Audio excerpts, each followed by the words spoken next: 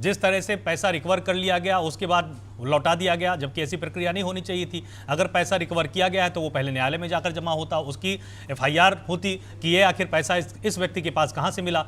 इनका यह कहना है कि SIT ने ठीक से काम भी नहीं किया और SIT ने जानबूझकर तमाम आरोपियों को 14 से 15 दिन का समय दे दिया, जिससे कि सबूतों को नष्ट भी किया गया है। देखिए शुक्ला जी, मैं इस बात को नहीं मानता हूं।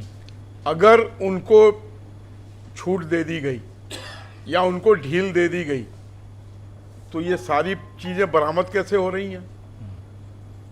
ये पैसे बरामद कैसे हो रहे हैं?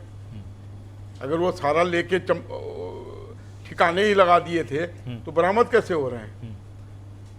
और जो FIR दर्ज किया गया है उसमें सारी चीजें दर्ज हैं, उसके तहत उनसे रिमांड भी लिया गया है।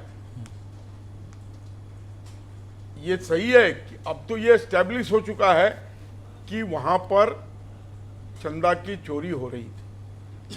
अब हमें इस ट्रेल को पता करना है कि वो चोरी हो रही थी, वो कितने दिनों से हो रही थी और कितने रकम की हुई, और ये बहुत कितने दिनों से हो रही थी और कितने रकम की हुई, ये पता करना बहुत टेढ़ी खीर है।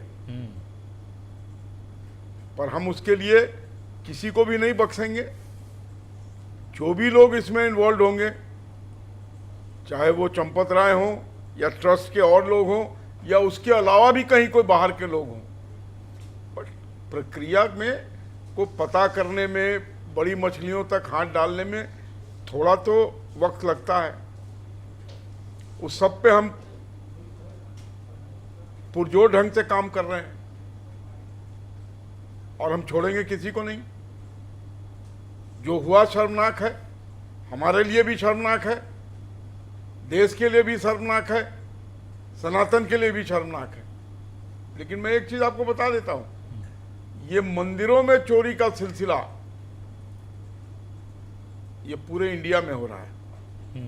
शायद मेरी बात से आप हैरत होंगे कि आप कैसा ब्लेम कर रहे हैं।